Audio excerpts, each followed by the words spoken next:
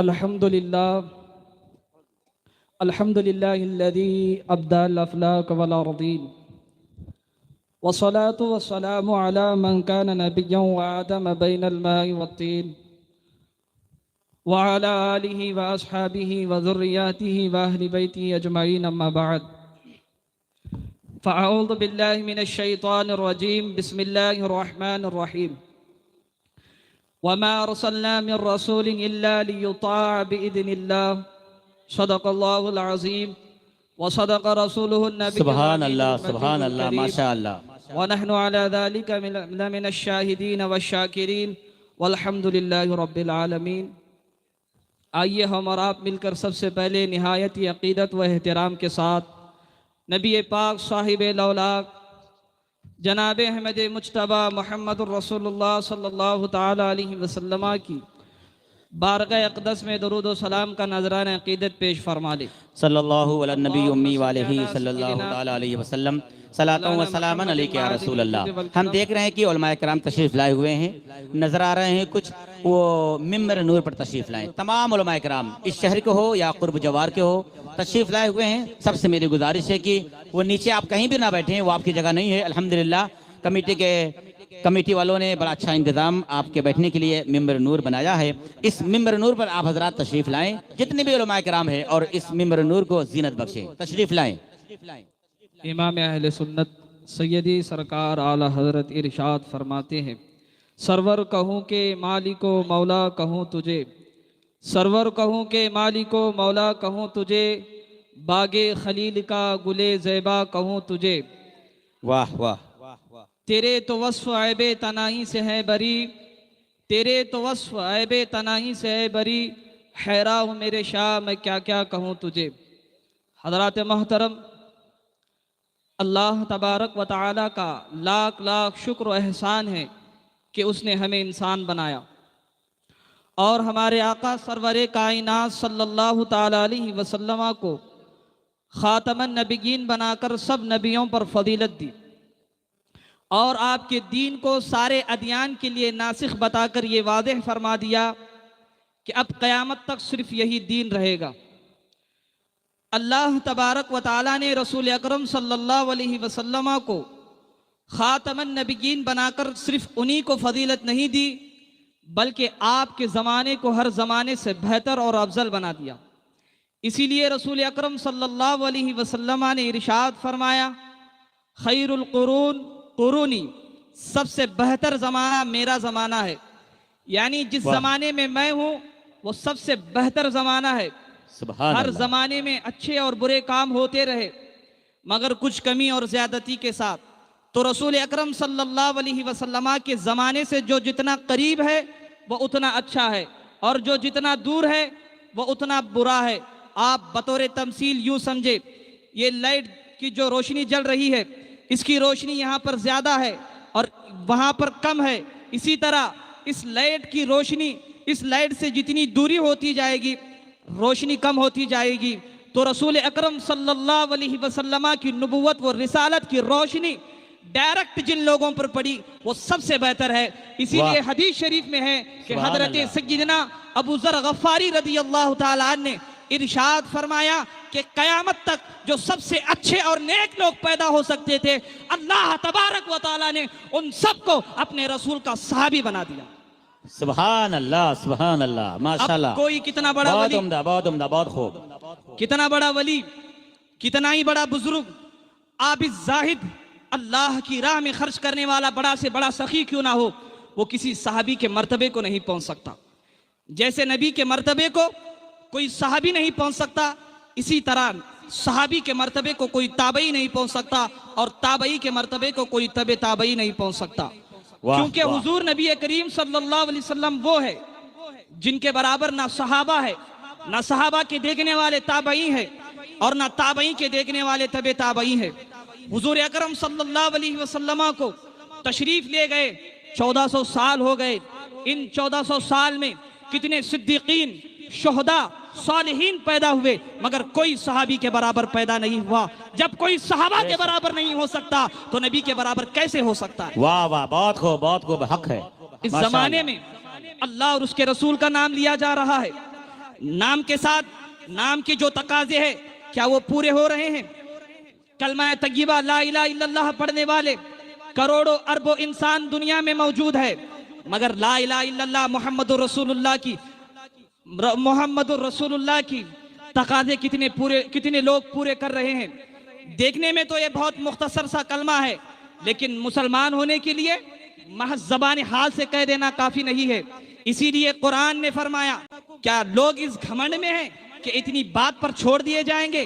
کہے ہم ایمان لائے، ان کی آزمائشیں نہ ہوگی، لہٰذا ان کی آزمائشیں ہوگی، طرح طرح کی مصیبتوں سے دو چار ہونا پڑے گا، قید و بند کی زندگی گزارنی پڑے گی، بے محنت و مشقت کوئی مرتبہ نہیں ملتا۔ اسی لیے حصول علم کے لیے محنت و مشقت کرنی پڑتی ہے، راتوں کو جاگنا پڑتا ہے، تب جا کر کہیں دین کی سمجھ ملتی ہے۔ اور عالم دین اس حدیث فقیہ واحد اشد علی الشیطان من الف عابد کا مصداق قرار پاتا ہے، یعنی ایک فقیہ 1000 عبادت گزاروں سے زیادہ شیطان پر بھاری ہوتا ہے، 1000 عبادت گزاروں سے زیادہ شیطان پر تکلیف دہ ہوتا ہے۔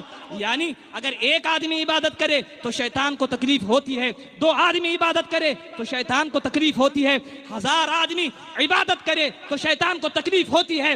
1000 آدمیوں کی عبادت سے شیطان کو اتنی تکلیف نہیں ہوتی جتنی تکلیف اکیلے ایک فقیہ کی عبادت سے ہوتی ہے۔ فقیہ ایک ہے مگر ہزاروں پر بھاری ہے۔ حضرات محترم، اب وہ فقہا کہاں رہے؟ فقہا اڑتے چلے جا رہے ہیں۔ ابھی ہمارے درمیان ایک فقیہ کی آمد ہونے والی ہے جسے دنیا ممتاز الفقہا کے نام سے جانتی ہے، یعنی میری مراد حضور محدث کبیر دامت برکاتہم العالیہ کی ہے۔ ابھی حضرت چند ہی لمحوں کے بعد ہمارے درمیان جلوہ گر ہونے والے ہیں۔ آپ ان کے چہرے کی زیارت کر کے اور ان کے بتائے ہوئے باتوں پر عمل کرنے کی کوشش کریں۔ فقہا اڑتے چلے جا رہے ہیں، فقہ کی تعلیم کمزور پڑتی جا رہی ہے۔ اب تو اکثر مدرسوں میں نام ہی کی تعلیم رہ گئی ہے، رہ گئی رسم ازاں روح بلالی نہ رہی، رہ گئی رسم ازاں روح بلالی نہ رہی، فلسفہ رہ گیا طرز غزالی نہ رہی۔ بہت عمدہ، بہت خوب، واہ واہ واہ، ماشاءاللہ۔ بہرحال میں عرض یہ کر رہا تھا، اللہ کا تقاضا تو یہ تھا کہ آدمی اللہ کے اوپر ایسا ایمان لائے۔ واہ واہ، ماشاءاللہ۔ بہرحال میں عرض یہ کر رہا تھا کہ لا الہ الا اللہ کا تقاضا تو یہ تھا کہ آدمی اللہ کے اوپر ایسا ایمان لائے کہ اگر اس کی شان میں ادنا درجے کی گستاخی ہو جائے تو برداشت نہ کر سکے۔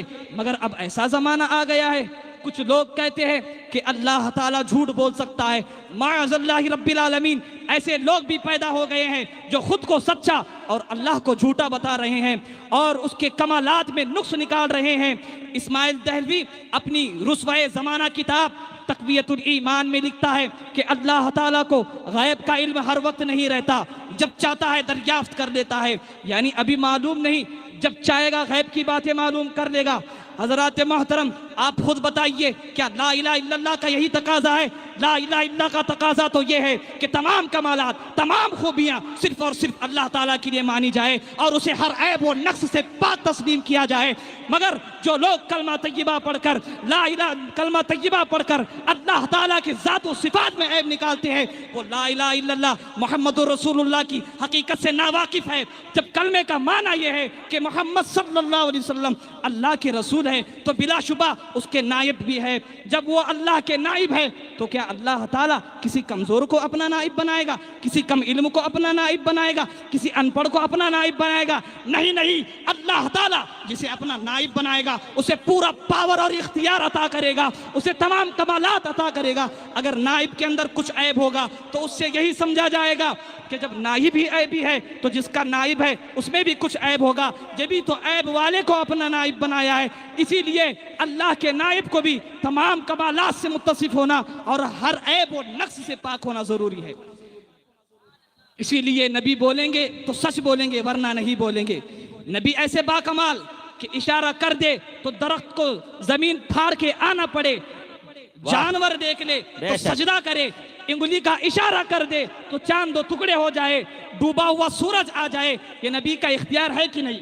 اس پاور سے ہم نے خدا کے پاور کو سمجھا. جب نائب کا اتنا پاور تو اس کے خدا کا کتنا پاور ہوگا. نائب کا علم یہ کہ رسول پاک صلی اللہ علیہ وسلم ممبر پر بیٹھ گئے اور وہیں سے دلوں میں نفاق رکھنے والے ایک ایک منافق کا نام لے کر مسجد سے نکال دیا اور فرمایا اے فلاں تو نکل تو منافق ہے, اے فلاں تو نکل تو منافق ہے. جتنے منافق تھے ایک ایک کا نام لے کر مسجد سے نکال دیا. پھر اس حیثیت سے بھی میرے آقا کا اختیار دیکھے کہ میرے آقا نے جو کہہ دیا جس کے لیے جو کہہ دیا وہ. درود شریف پڑھ لے ایک مرتبہ. اللہم صلی علی سیدنا مولانا محمد معدن الجود والکرم وآلہ الکرام اجمعین. صلاۃ والسلام علیک یا رسول اللہ صلی اللہ تعالی علیہ وسلم. حضرات محترم, اسٹیج پر استاد گرامی حضرت علامہ مفتی عبدالرؤف صاحب قبلہ مصباحی دامت ظلہ علینا تشریف فرما ہے. فقیر نے ان سے بخاری شریف جلد ثانی کتاب المغازی میں اس حدیث کو پڑھی کہ میرے آقا صلی اللہ تعالی علیہ وسلم جب مکے سے ہجرت کر کے مدینہ تشریف لائے تو اس وقت حضرت سعد بن معاذ جو مسلمان ہو چکے تھے اور مکے کا سردار امیہ بن خلف, ان دونوں کا دوستانہ تھا. بڑی طویل حدیث ہے, مختصر انداز میں اس حدیث کو بیان کر کے اپنی تقریر ختم کر دوں. ان دونوں کا دوستانہ تھا تو اسی وجہ سے جب حضرت سعد بن معاذ مکہ تشریف لے جاتے تو امیہ کے یہاں ٹھہرتے, اور امیہ جب مدینہ آتا تو حضرت سعد بن معاذ کے یہاں ٹھہرتا. ایک مرتبہ حضرت سیدنا سعد بن معاذ رضی اللہ تعالیٰ عنہ مکہ تشریف لے گئے عمرہ کے غرض سے. آپ امیہ کے یہاں مہمان ہوئے. ایک دن آپ نے امیہ سے کہا انظر لی ساعتا خلوت لعلی ان اطوف بالبیت. اے امیہ میرے لیے ایک تنہائی کا وقت دیکھو تاکہ میں چپ چاپ طواف کر کے واپس آ جاؤں. تو امیہ نے ٹھیک دوپہر کا وقت دیکھا جب آفتاب سر پر ہوتا ہے. یہ وہ وقت ہوتا تھا کہ عرب کے لوگ اس وقت اپنے گھروں سے باہر نہیں نکلتے تھے گرمی کی وجہ سے. اگر کسی کو اشد ضرورت ہوتی تبھی اس وقت اپنے گھر سے باہر نکلتا تھا. حضرت سعد بن معاذ کو لے کر امیہ مکۃ المکرمہ خانہ کعبہ کی طرف نکلتا ہے کہ راستے میں کہاں پتہ نہیں کہاں سے ابو جہل ٹپک پڑا. جیسے ہی ان کو دیکھا تو کہنے لگا اے ابا صفوان, یہ اس کی کنیت تھی. اس سے کہا کہ اے ابا صفوان تمہارے ساتھ کون ہیں؟ تو امیہ نے کہا کہ یہ مدینے کے سعد ہے. تو ابو جہل کہتا ہے اے سعد بڑے اطمینان سے طواف کر رہے ہو, حالانکہ تم لوگوں نے بے دینوں کا دین اختیار کر لیا ہے, اور اگر تم امیہ کے ساتھ نہ ہوتے تو یہاں سے واپس نہ جاتے. اتنا سننا تھا. حضرت سعد بن معاذ کو جلال آتا ہے. آپ فرماتے ہیں اے امیہ تو کیا سمجھتا ہے, اگر تو مجھے طواف کرنے سے روکے گا, یاد رکھ تمہارا تمام تجارتی قافلہ, تمہارے کھانے پینے کے اشیاء ہمارے مدینے سے ہو کر گزرتی ہے. اگر تو ہمیں طواف کرنے نہ دے گا تو میں اس قافلے کو وہیں پر روک لوں گا اور دیکھتا ہوں کہ تم تک کھانے پینے کی اشیاء کیسے پہنچتی ہے. جیسے ہی حضرت سعد بن معاذ نے یہ کہا, اب امیہ کہتا ہے اے سعد ذرا ایسا سے بات کرو کیونکہ ابو جہل مکے کا سردار ہے. اتنا سننا تھا. حضرت سعد بن معاذ فرماتے ہیں, بخاری کے الفاظ ہیں دعنا عنک یا امیہ لقد فواللہ قد سمعت رسول اللہ صلی اللہ علیہ وسلم یقول انہم قاتلوک. حضرت سعد بن معاذ فرماتے ہیں اے امیہ چل ہٹ, میں نے خدا کی قسم رسول پاک صلی اللہ علیہ وسلم کو فرماتے ہوئے سنا ہے کہ یہ تمہیں قتل کریں گے. قال ابھی مکہ, امیہ نے کہا کیا مکہ میں؟ قال لا ادری, میں نہیں جانتا. ففزع لذلك امیہ فزعا شدیدا. اس بات کو سن کر امیہ تھر تھر کانپنے لگا اور کہنے لگا کہ میں مکہ سے باہر نکلوں گا نہیں. حضرات محترم غور کرے, اگر میرے آقا جو کہتے تھے وہ نہیں ہوتا تھا تو امیہ جیسے مشرک کو کیوں فکر لائق ہوئی؟ اس نے کیوں یقین کر لیا کہ محمد نے جب کہہ دیا ہے کہ مسلمان ہمیں قتل کریں گے تو ہمیں مسلمان ضرور قتل کریں گے.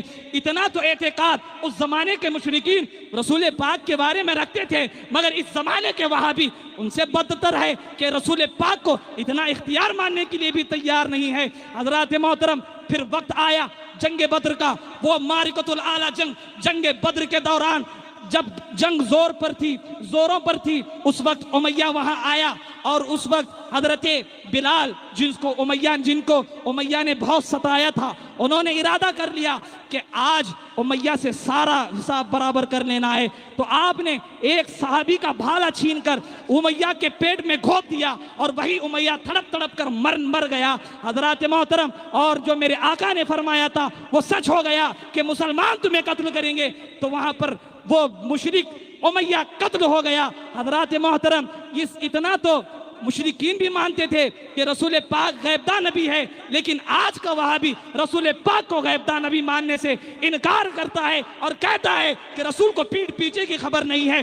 معاذ اللہ رب العالمین، ہم تو اپنے امام اہل سنت، امام احمد رضا خان مجدد دین و ملت، امام اہل سنت، امام احمد رضا خان فاضل بریلوی رضی اللہ تعالیٰ عنہ کے اس شعر پر عمل کرتے ہیں، اور کوئی غیب کیا تم سے نہا ہو بلا، جب نہ خدا ہی چھپا تم پہ کروڑوں درود۔ سبحان اللہ۔ حضرات محترم، بہت عمدہ، وقت دامنگیر ہے، ابھی کثیر خطبات مقررین تشریف لائیں گے، میں انہی چند